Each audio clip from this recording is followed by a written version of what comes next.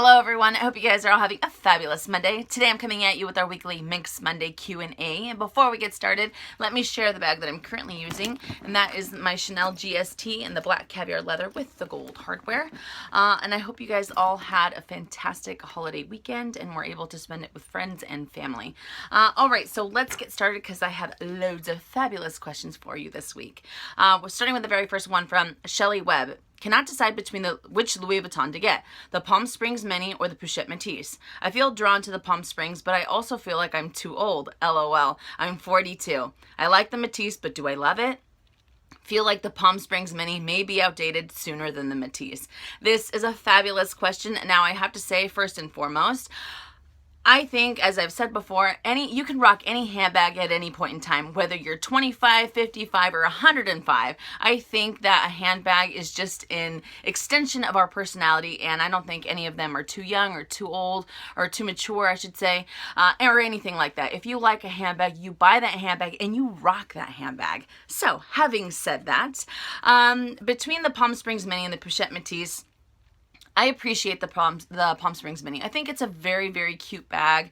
It has caused quite a buzz in the community, but it's not for me. And I say that only because I have owned two Louis Vuitton backpacks, and I feel that they're a little too uncomfortable for my own taste.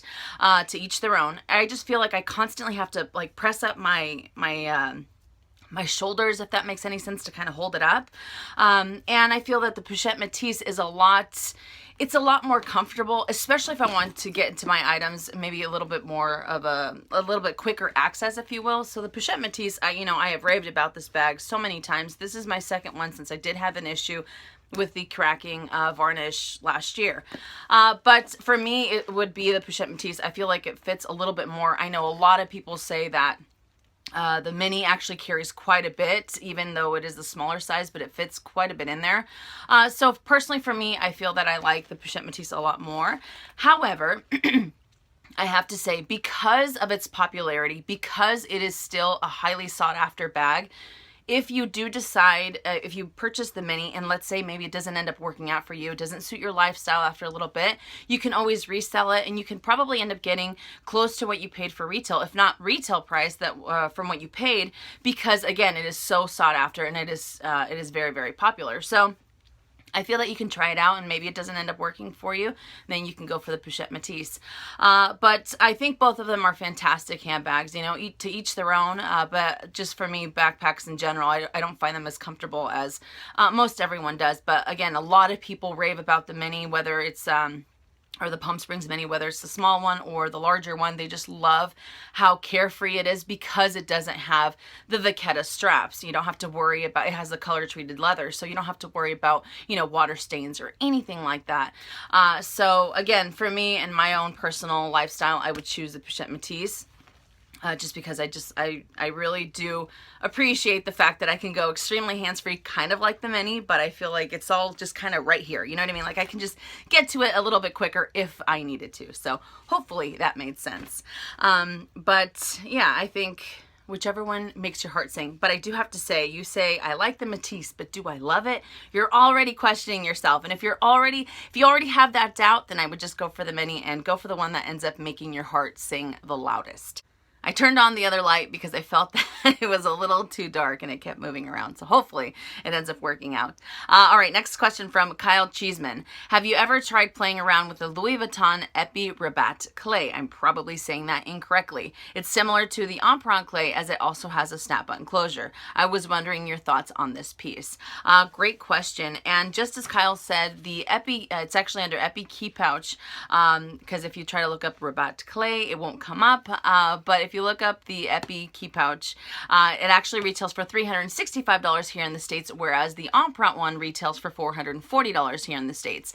It has the same similarities with the snap button closure as he mentioned. The only thing I didn't see that it came with a back zip pocket. Instead, it has another little slip compartment on the inside. And when I looked at the detail, like the sizing is exactly the same as this key pouch is, as the Empreinte one. Now, I am very intrigued by this item because even though I rave about the Empreinte, I love it. I always talk about its durability. The wear and tear on it is just amazing. I feel that if you want something a little bit, just a tad more carefree, then the Epi pouch would be an awesome way to go. And especially if you don't want to do the canvas and you don't want to do the empreinte and you don't want to do vernis, then that's another great way to go. The only thing that I'd have to say is that the colors are very, very limiting. I believe they only have 3 different colors. They have the red Epi, the noir, and then the fuchsia, and then it comes with the silver hardware. Whereas the empreinte one, there are a few that have the silver hardware as well as the gold hardware. So again, I feel that it's a little bit limiting. So I wish they had a bigger variety of different bigger variety of colors for the Epi Key Pouch. But I think it's really awesome. Plus the price point is amazing, $365 for an all leather piece. And again, if you're not a fan of the other key pouches, then that would be another great way to go, especially because this one, even though it is wonderful and I talk about it and I rave about it all the time, the price point, sometimes people think it's a little too high, $440 plus tax. So it's definitely something to look into. I just hope that they add a bigger variety, a wider variety of colors, maybe some blues or I don't know, just something a little different. They only have those 3, as I said before. So I'm a big fan, and I think it has a fantastic, fantastic price point. And best of all, it is extremely, extremely carefree. And I like the fact that it comes with another little extra slip pocket, and it still has a little D-ring, the little chain that the regular clays do. So I'm a fan. I'm a fan, and I have never seen it in person. I've only seen it online, so I'm very excited to see it and be able to play around with it and see if I wonder if keys fit in there a little bit easier, because I know this one has a little bit more give because of the leather. It tends to kind of stretch out a little bit, but Epi, we all know it's very rigid, so I'm wondering how that will end up working out for a key pouch. So stay tuned, or I will probably, when I go to the boutique, I will check it out and then I'll post it on like Insta stories or something like that. So if you guys are interested, then stay tuned. All right, next question with shopping with a passion. I'm selling off a lot of bags lately, such as Coach and Michael Kors, since I have been purchasing more higher end luxury bags. How did that experience go for you when you sold a lot of your bags in your collection, Coach, when you started buying Louis Vuitton? This is a fantastic question, and when I first started selling off my Coach bags, it really was a major eye-opener as far as that's really when resale value really hit me. You know what I mean? And the reason I say that is because some of the Coach bags that I had bought were $450, $550. I think that was probably the most expensive one. I can't remember. It's been ages. And when I would go to sell them, I would end up selling them for $75, $85. And I was getting nowhere near what I ended up paying, when I first bought them. And I think what really ended up hurting the resale value was the fact that Coach has outlet stores. So they already have, they have some silhouettes that are offered only at the outlet. So that was definitely bringing down the value of any of their handbags. But like I said before, that's when it really just it just hit me like a ton of bricks, and it was kind of unsettling. I'm not gonna lie, because I was spending all this money with Coach bags, and then to be able to sell them for 1/5, 1/6 of what I paid for them, or 1/4. It was so.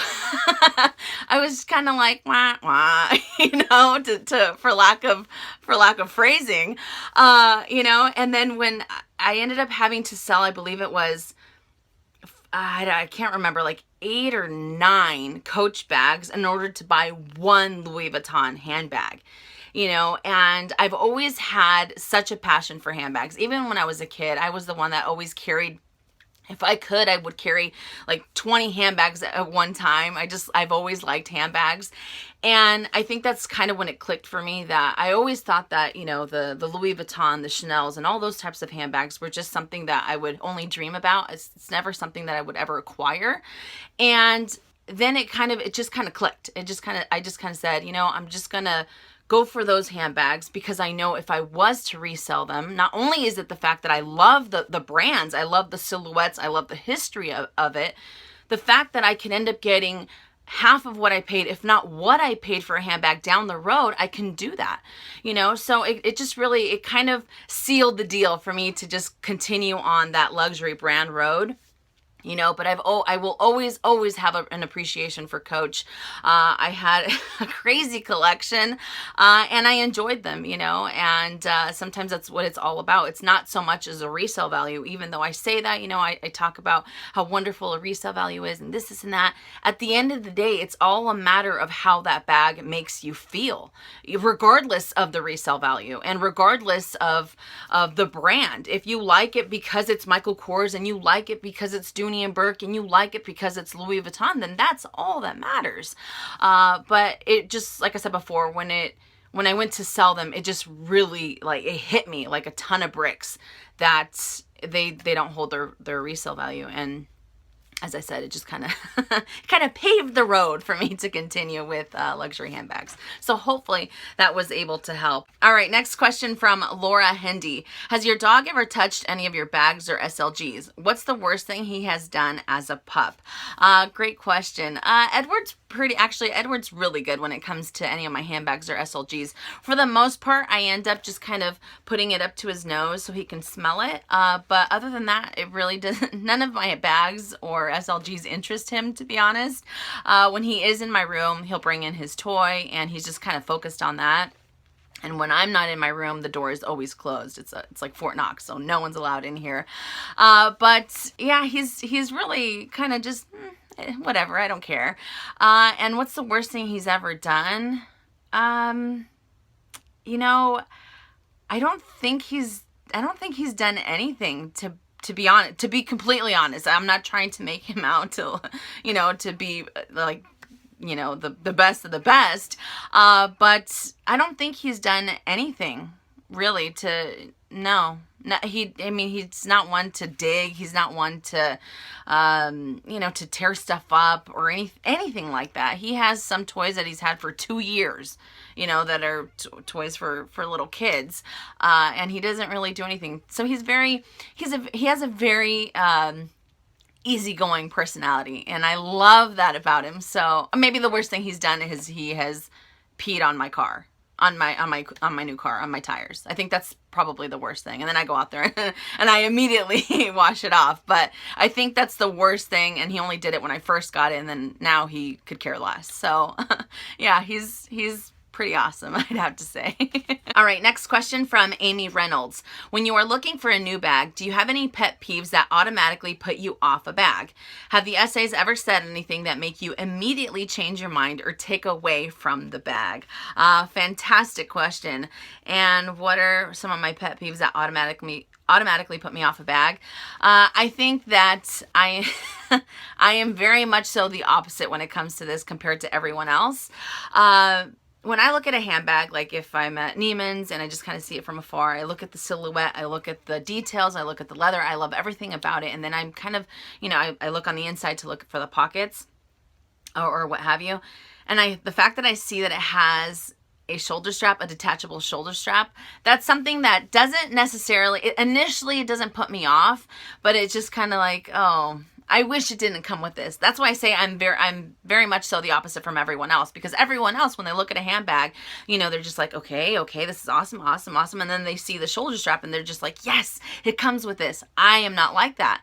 And it won't be a surprise because a lot of you guys know that I prefer, you know, just the handbag to just be a tote, to just be a hobo, to just be this, you know, not necessarily have an added, an added versatility to it. And it's not that I don't appreciate them, because kind of like the Pichette Matisse, it's a crossbody bag. I mean, you can use it crossbody, and I definitely appreciate what that brings to the table. The fact that you can be hands-free is amazing. So I do like that aspect, but initially that's not something that wins me over. You know what I mean? Another thing, it's kind of weird, it might be a little bizarre, is the interior lining of a handbag. I don't really like funky colors, funky lining types of motifs or what have you. I just find it to be too busy, so that's not a selling point for me. And what else? I'd have to say that the thought process kind of is a little bizarre to me, but sometimes when I'm looking at a handbag, if I'm at the boutique and I have a sales associate kind of look over and say, oh, by the way, this celebrity has it, don't you want to look like this celebrity? that puts me off because I buy a handbag because I like it, you know, and then we talk about it in this community, and it's something that, you know, I like the silhouette, I like the structure, I like this, I like that. It's not so much because a celebrity has it and I want to look like that celebrity. I want to carry what that celebrity has. A lot of the bags that we talk about in this community as well are bags that celebrities carry anyways, but that's not a selling point for me. That's not, you know, don't you want to look like this celebrity? No, I want to look like me carrying this bag. You know, so it's not something that just really, it doesn't drive me to buy a handbag, you know, and I've had so many people do that. So many people say, did you know that the celebrity has it? Isn't that amazing? You guys can have the same handbag. Just that doesn't do anything for me. Sorry, guy. You know, but that's just me. Those are just my 2 cents and my little quirks as far as handbags go. But I think that is an awesome question. Do you guys have any quirks that just kind of put you off of a handbag initially? Let me know in the comment section down below if you would like to share. All right, next question from Luxtopia. Two-part question. Number 1, the first is something you touched on a little while ago. I've been slowly and painfully saving all year and have acquired a few luxury items for myself this year. My latest being the Alma BB and Damier Ben. Congratulations.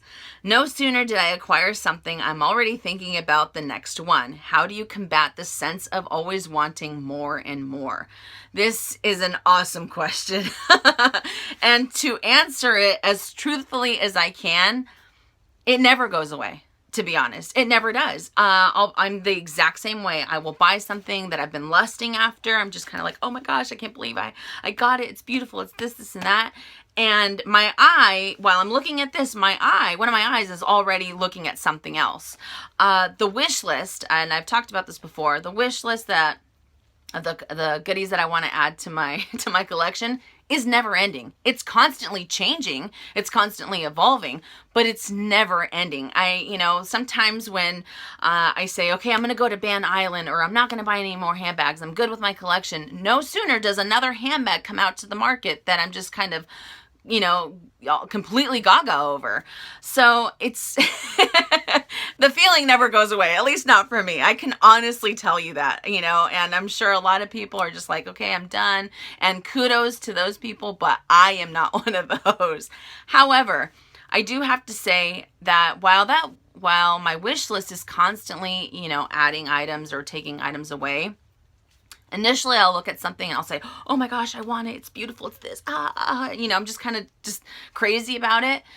But then that's when I take a step back and I think, okay, how is this item going to work out in my lifestyle? Do I just want it because I want it? Do I want it because it's new? Sometimes the whole buyer's remorse sets in, you know, just because I've had so many, I think a lot of us have had issues with buyer's remorse. And one of the things that I am known for is that sometimes I'll buy something because it's on sale, not because I need it, just because I'm justifying the price difference. Oh my goodness, you know, it used to be $900, now it's $300. I'm saving $600, but I'm spending $300 on something I don't need, you know, if that makes any sense. So that really helps me in not adding so many things at once into my collection. And then your second question, all right, I find it so hard to save for my big ticket item because so many other little goodies pop up on my radar, and I get sidetracked because I already have some funds there waiting to leave me. How do you filter out the other items when saving for the big one? Kind of like what I just touched base on with the whole, you know, making sure that it ends up working out for my lifestyle, because in the beginning, as I've told you guys before, you know, I was buying because I had the funds for it. I wanted to get it, not because it really ended up suiting my lifestyle. So I'm a lot more cautious as to what I end up adding to my collection now, a lot more than I was before. And when it comes to a Holy Grail bag, it's extremely easy to get sidetracked with SLGs, with small leather goods. And the reason why that is because these are, even though they are still expensive, these are $440 versus a $4,000 handbag. It's a lot easier, I would say, and I'm just speaking from my own experience, it's a lot easier for me to spend $400 on this item than $4,000 on that item. But really what it comes down to is that you have to, you kind of have to break down that same wish list that I was talking about earlier. At least I do. If it's something that's a classic to the fashion house, if it's something that I can get at any point in time, it makes it a lot easier to put that kind of on the back burner, if you will, than to get a limited edition or a seasonal color. If let's say that the Empreinte clay comes out in crazy hot pink and it's only available for the month of November, and you love pink and you love the Empreinte clays, then that's something that I would go for just because it's very limited. Now, the same token, it's kind of a double-edged sword when it comes to classic flaps. And the reason why I think that Chanel is a little bit different versus other luxury brands is because the price increases that they get are so much more than a small leather good from Louis Vuitton or even a handbag from Louis Vuitton. Again, it depends upon the bag, because sometimes I have seen that these price tags or the price increases go like insanely high. But for the most part, I would much rather continue to save up for that Holy Grail bag, because not only does it have a fantastic resale value if you decide against it later, but you don't have to worry about a huge price increase. Because let's say that the jumbo is $5,500, right? Let's say that it goes up next week to $6,000. $6,000 plus tax. That is a ton of money that you could have saved on it, on getting it sooner. So I always say that when it comes to those types of Holy Grail items, or when it comes to seasonal items, I would go for those. And the classics, or and I say that loosely, the classics or items that are just kind of staples to the fashion house, that's something that I would just hold off, because you can always get those. But the classics, as I said before, that's something it's very tricky, because with Chanel, you never know. We haven't had a price increase, fingers crossed. I know almost everyone else has in the world. And I know it's coming. I feel like it's coming like right around the corner. And how many times have I said that on my channel? A million times. But it's definitely hard. But hopefully I was able to help out with your questions. And don't worry, I speak for myself. The wish list never ends. That want never ends. And Ban Island is like the worst, because as I've said before, once I say, okay, no more handbags, I'm swimming to Ban Island, I'm staying there, then there's something else that creeps up. It's not fair is what it is. All right, next question from Elsa B. I adore my Empreinte pouch, but the chain drives me crazy. I want to remove it. Do you know if Louis Vuitton does this, or should I do it myself? All right, and here I have my, you said Empreinte, right? Yeah, your Empreinte clay. Let me take out my hair ties. All right, so I talked to my sales associate, and I talked to a few of them, and I said, what if I want to remove this? Can you guys take this off for me? She said that some sales associates will do it if you have a really close relationship with a sales associate, but for the most part, they will not do that, because Louis Vuitton designed it that way. They want it to stay that way, kind of like, just with anything, kind of like the Mon Mono, they only offer you can have up to 3 initials on there, and so you can personalize it, but it's still a little limiting, if that makes any sense. So with this, she said, no, there's no way that they'll remove it, because that's the function of the item.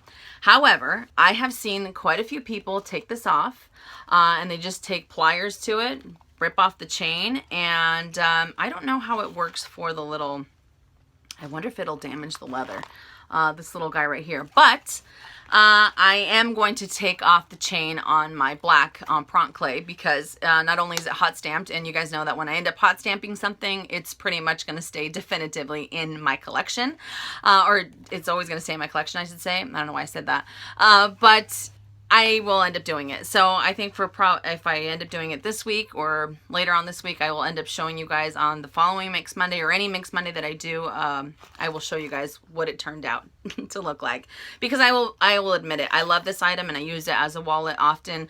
I use it as a catch-all, but sometimes the chain is a little cumbersome. It gets in the way of other items, especially when you're putting it, you're putting in your credit cards in there and whatnot. So I will experiment on my own item. Hopefully it turns out okay. But I will share it with you guys on one of my Minks Mondays. Next question from Christina YG. I've always wanted to try out the new Louis Vuitton perfume. Have you tried it? What are your thoughts? Is the price too much for a perfume? It will be my birthday for myself. Well, happy early birthday, belated birthday, but happy birthday regardless. Have I tried them out? I did. When they first launched, I was super excited because there was just so much buzz going on about the Louis Vuitton perfumes, just because they had taken so long for them to make them. And you know, I was just like, oh my goodness, they're here.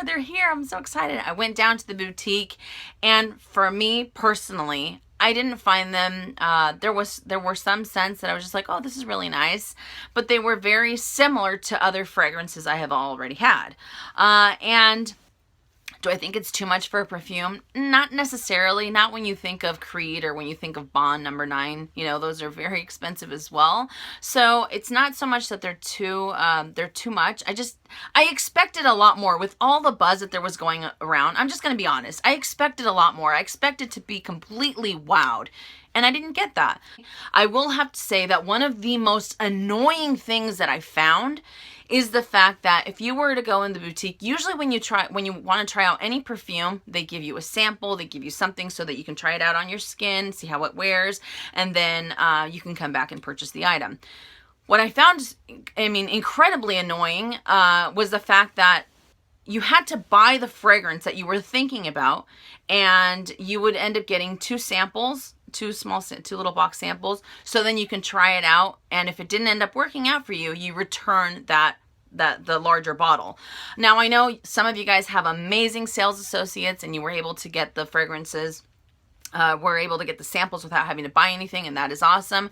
And I understand why Louis Vuitton did this. I understand that they don't want people to profit off of their samples, but I just find it so time consuming for, you know, if I buy the larger bottle and I get the two samples and I try it out, and if it smells horrible on me, I have to go back to the boutique, return that fragrance, and then either find a new one or just completely disregard it. Like I said before, I understand the reasonings as to why they didn't want to give out samples. It just doesn't make sense to me because everyone else does it, you know, and it just, even Chanel does it, you know, they're not saying buy the bottle and then you get the samples to try it out. No, because not everyone has time to, to buy something, go to the mall, go to the counter, go to the boutique, and then they have to go back and return that item because, you know, returns they're time consuming. But I do like the fact that they have like a travel pack. Again, the scents just weren't there for me or my body chemistry. All right, next question from Wendy Holloway. What are your thoughts on Goyard bags? I cannot get into them. The design does not appeal to me, but I've noticed the bags being used more lately by public figures. Just curious what you think and if you've purchased any of their pieces. Great question. And what are my thoughts on Goyard bags or Goyard in general? I absolutely love Goyard. I am dying to add a Goyard piece to my collection, whether it's a pouch, whether it's the St. Louis, whatever it is, I want to add one of their bags to my collection. I love the history on the brand, so that's something that always ends up fascinating me. And I like the fact that not only is it a tote, so I love totes, and a lot of people compare the St. Louis to the Neverfull, so I'm extremely excited to try that out. The only thing is that they have like, I'm totally exaggerating, but they have like 5 boutiques nationwide here in the States that we can go, that I can go check out. I might be wrong. I think there's one in Beverly Hills. I know there's one in San Francisco, but they don't offer online shopping or anything like that. And I also love the fact that you can personalize it. And I kind of like their design. I like the fact that it might seem a little busy because of the type of design that they have, but there is just something about it. You know, I like the fact that you can add so many different things, not just initials, to personalize it. So I do like that aspect of them. They are extremely expensive compared to other totes or to other brands. But I'd have to say another great thing about Goyard, they hold their resale value incredibly well. It's insane. But I'm a fan and I really want to add one to my collection. So hopefully when we end up going to London, I think we'll probably end up going there before we go to San Francisco again. I want to check out the boutique and see if I can get a bag there, because that's another bag I added to the wish list quite some time ago. But yeah, so big fan of Goyard.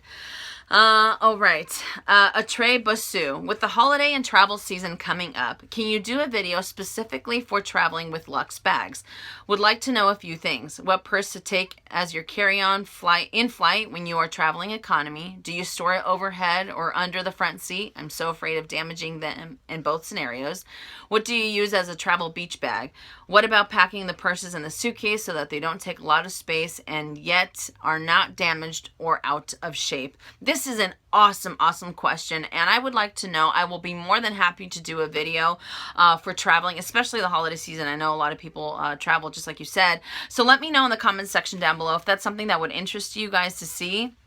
And then I can just, from my collection, or you know, from pictures that I might have, I can share them with you guys and let you know a little bit more of the types of handbags that I prefer to use when I'm traveling. As I mentioned, the Neverfull when I'm on the plane, because you have just so many things that you can fit in there. But when you're in crowded areas or when you're sightseeing, I like to go very compact.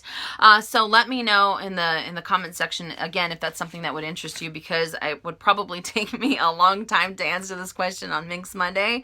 So I think that is an awesome video suggestion. So A Tray Bossu, thank you so much for that. So let me know.